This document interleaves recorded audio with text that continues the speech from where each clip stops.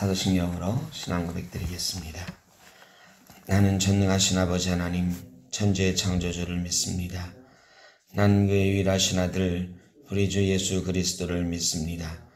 그는 성령으로 잉태되어 동정녀 마리아에게서 나시고 본디오 빌라도에게 고난을 받아 십자가에 못 박혀 죽으시고 장사된 지 사흘 만에 죽은 자 가운데서 다시 살아나셨으며 하늘에 오르시어 전능하신 아버지 하나님 우편에 앉아 계시다가 거기로부터 살아있는 자와 죽은 자를 심판하러 오십니다. 나는 성령을 믿으며 거룩한 공교회와 성도의 교제와 죄를 용서받는 것과 몸의 부활과 영생을 믿습니다. 아멘. 373장 찬송하겠습니다. 고요한 바다로 저 천국 향할 땐 주에게 순품 주시니 참 감사합니다.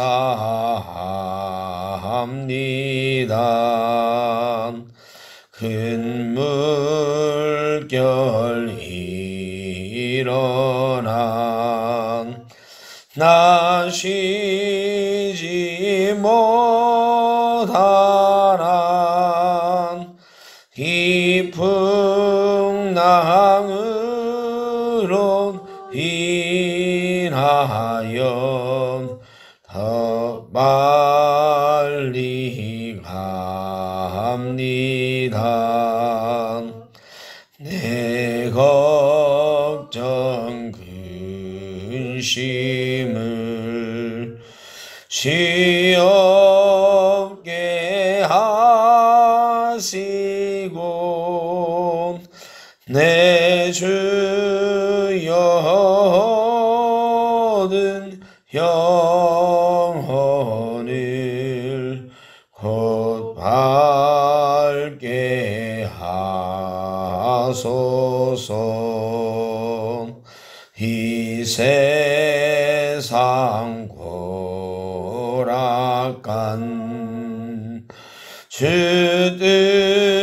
뜻을 본받고 내 몸이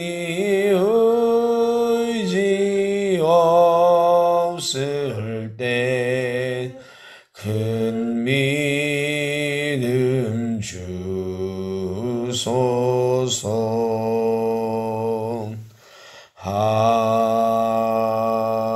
아멘. 시편 126편입니다. 여호와께서 시온의 포로를 돌려보내실 때에 우리는 꿈꾸는 것 같았도다. 그때 우리 입에는 웃음이 가득하고 우리 혀에는 찬양이 찼었도다. 그때 문나라 가운데서 말하기를 여호와께서 그들을 위하여 큰 일을 행하셨다 하였도다. 여호와께서 우리를 위하여 큰 일을 행하셨으니 우리는 기쁘도다. 여호와여 우리의 포로를 남방 시내들같이 돌려보내소서. 눈물을 흘리며 씨를 뿌리는 자는 기쁨으로 거두리로다. 울며 씨를 뿌리러 나가는 자는 반드시 기쁨으로 그 곡식단을 가지고 돌아오리로다. 아멘. 굉장히 유명한 시입니다. 보통 해방절에 읽는 말씀이기도 합니다. 여호와께서 시온의 포로를 돌려보내실 때에 우리는 꿈꾸는 것 같았도다. 이 시인은 포로에서 돌아올 때에 그 중에 한 사람이었던 것 같습니다. BC 586년에 이스라엘이 망하고 남유다가 망하고 포로가 되어서 70년 만에 페르시아의 고레스가 해방을 선포하고 돌려보낼 때에 돌아오던 사람들 중에 하나. 학자들은 그때에 학사 에스라가 같이 돌아왔는데 에스라의 시가 아닐까 생각을 하고 있습니다. 정말로 꿈꾸는 것 같았을 것입니다. 바벨론이 망할 거라고 생각을 했겠습니까? 그런데 그 바벨론이 망하고 고레스가 왕이 됐어요. 페르시아의 고레스가 이제 세계를 지배하게 되었고, 페르시아는 바벨론은 포로로 끌어가는 정책을 썼지만 페르시아는 총독 정책을 썼어요. 정복지에 사람들을 그 자리에 두고 총독을 보내서 다스리는 그런, 로마도 그런 식이었죠. 로마도 포로로 끌어가는 게 아니라 거기다 두고 다스리는.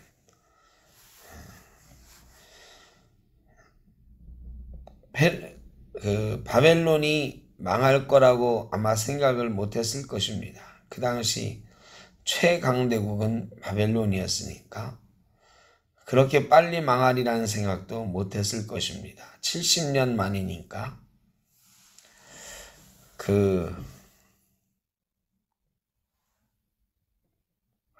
영화 제목이 갑자기 생각이 안 납니다만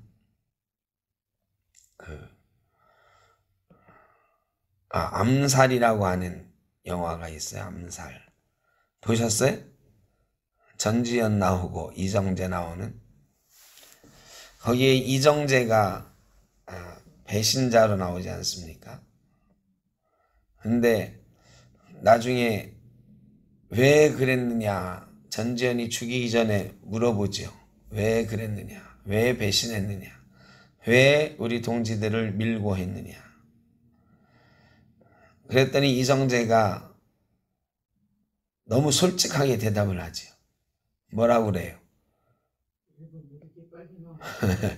일본이 이렇게 빨리 망할 줄 몰랐다. 망할 줄 몰랐으니까. 아마 친일하던 사람들이 대부분 그랬을 거예요. 일본이 망할 줄 몰랐으니까. 망할 줄 알았다면 친일할 사람이 어디 있었겠어요. 그 욕을 대대손손 먹어야 되는데 아마 죽기를 각오하고 싸웠을 것입니다. 그런데 이 친일한 사람들은 일본이 적어도 몇 대는 해먹을 거다, 우리를 다스릴 거다 생각을 했으니까 아마 그랬을 거예요. 아마 이때 이스라엘 사람들은 더 그랬을지도 모릅니다. 왜냐하면 일본은 미국하고 전쟁을 했거든요. 사실은 계속해서 중국하고도 전쟁하고 미국하고도 전쟁하면서 질지도 모른다는 생각한 사람이 있었을 거라고. 미국은 그 당시 지금도 그렇지만 세계 최강대국이니까. 그런데 이 바벨론은 그렇게 생각하기도 어려웠을 거예요. 경쟁자가 없었어요. 페르시아, 지금의 이란인데 이 바벨론은 이라크 지방이고, 이란은 그 당시만 해도 완전 변방이었거든. 이 변방에 페르시아가 그렇게 갑자기 확 일어나리라고는 생각하기 어려웠을 거예요. 그런데 바벨론이 망했습니다. 시인은 이게 누가 하신 일이다? 하나님이 하신 일이다. 3절에 여호와께서 우리를 위하여 큰 일을 행하셨으니 우리는 기쁘도다. 2절 후반절에도 여호와께서 그들을 위하여 큰 일을 행하셨다. 열방이 말한다고. 하나님께서 페르시아의 고레스의 입을 통해서 이스라엘을 해방시키신 거예요. 인간이 한 일 같지만 다 하나님께서 큰 계획 속에 그들을 두셨다가, 이거 예레미야에 의해서 70년 동안 종살이할 거라는 거 이미 예언돼 있었던 거거든요. 그러니까 하나님께서 이미 다 계획 가운데 두고 계셨던 일이다. 그때에 우리의 입에는 웃음이 가득하고 우리의 혀에는 찬양이 찼었도다. 이게 말이죠. 보기만 해도 덩실덩실 춤을 출 것 같은 그런 구절이란 말이에요. 웃음이 가득하고 막 싱글벙글 70년 만에 돌아가는데 기분이 어떻겠어요? 우리 혀에는 찬양이 찼었도다. 시편 137편 같은 데 보면 또 71편 같은 데 보면 이들이 포로가 되었을 때 수금을 나무에다가 걸어놨다 그랬어요. 찬양을 잃어버렸었어요.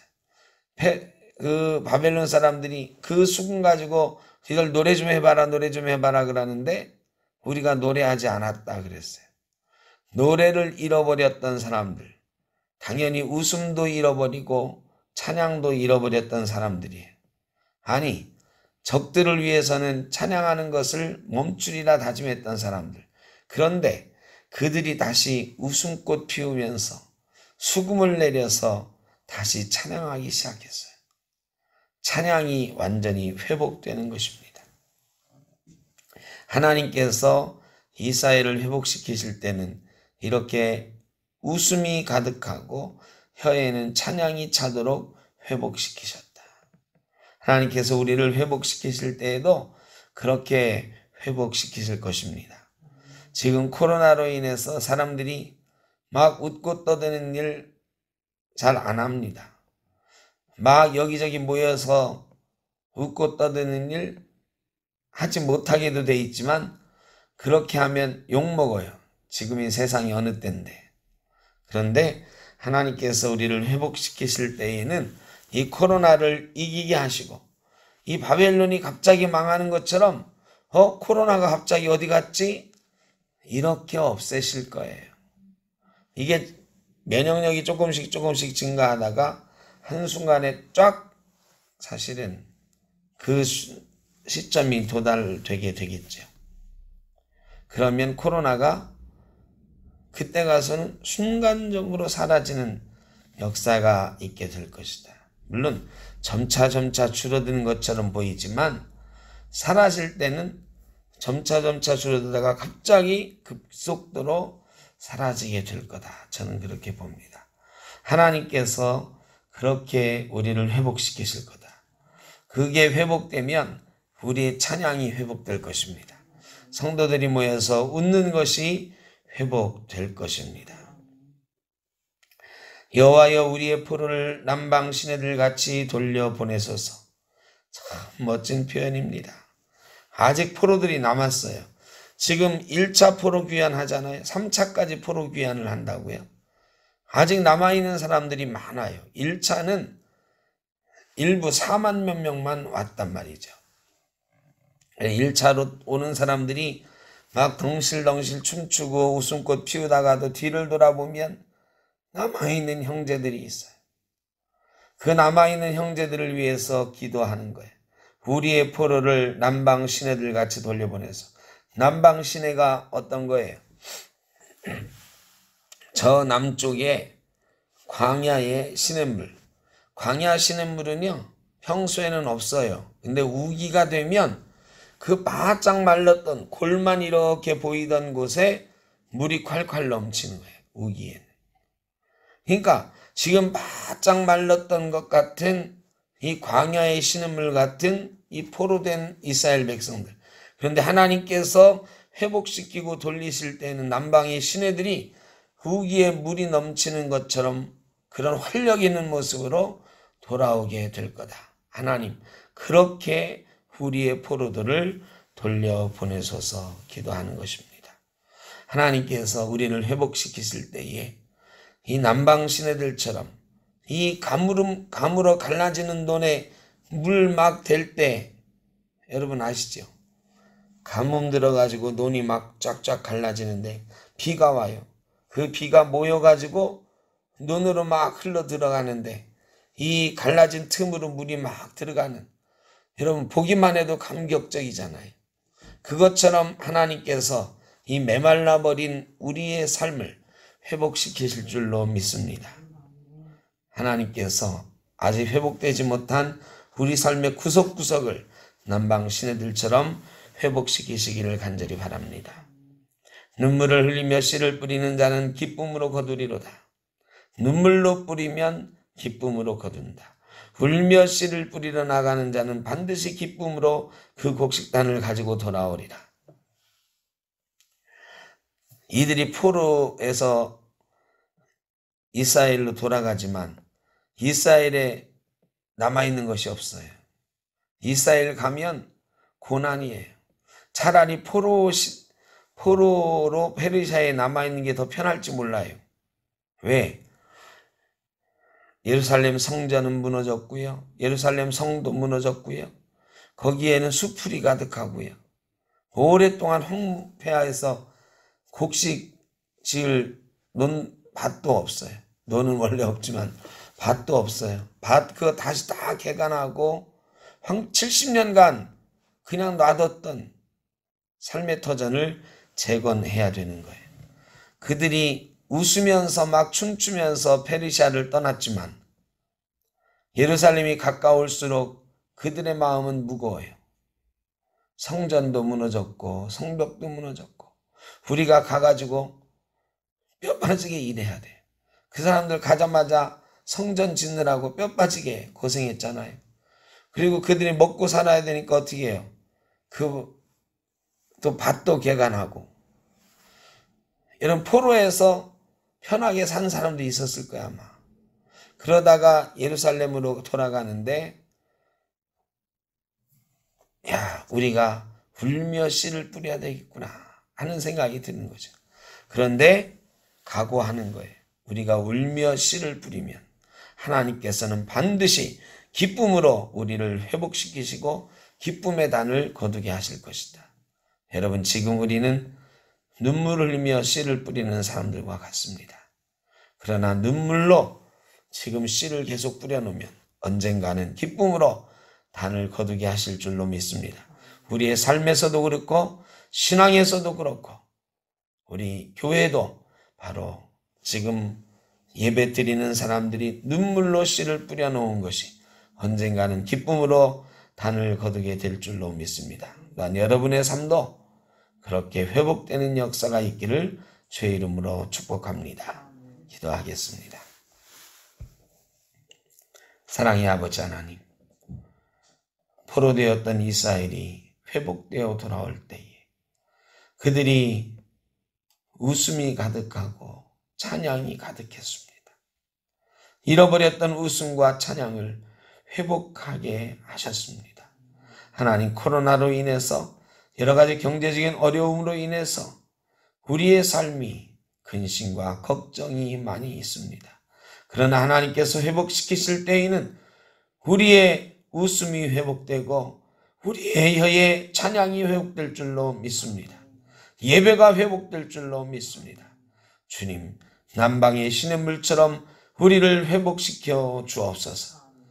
우리의 삶이 좀 퍽퍽하고 어려울지라도 육신적으로 괴로울지라도 하나님이 회복시키시고 치유하실 때에 우리가 울며 씨를 뿌리지만 기쁨으로 단을 거두는 역사가 있을 줄로 믿습니다.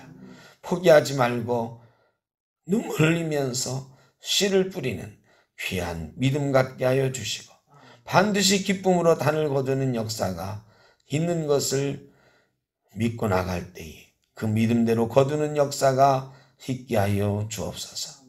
오늘 하루도 주님께서 저희와 동행하시고 흩어져 있는 우리 샘토교회 성도님들 회복시키시고 남방의 시냇물처럼 성령 충만한 역사, 은혜 충만한 역사를 살게 하여 주옵소서. 감사드리옵고 예수님의 이름으로 기도하옵나이다. 아멘. 하늘에 계신 우리 아버지, 아버지의 이름을 거룩하게 하시며 아버지의 나라가 오게 하시며 아버지의 뜻이 하늘에서와 같이 땅에서도 이루어지게 하소서. 오늘 우리에게 일용할 양식을 주시고 우리가 우리에게 잘못한 사람을 용서하여 준 것 같이 우리 죄를 용서하여 주시고 우리를 시험에 빠지지 않게 하시고 악에서 구하소서. 나라와 권능과 영광이 영원히 아버지의 것입니다. 아멘.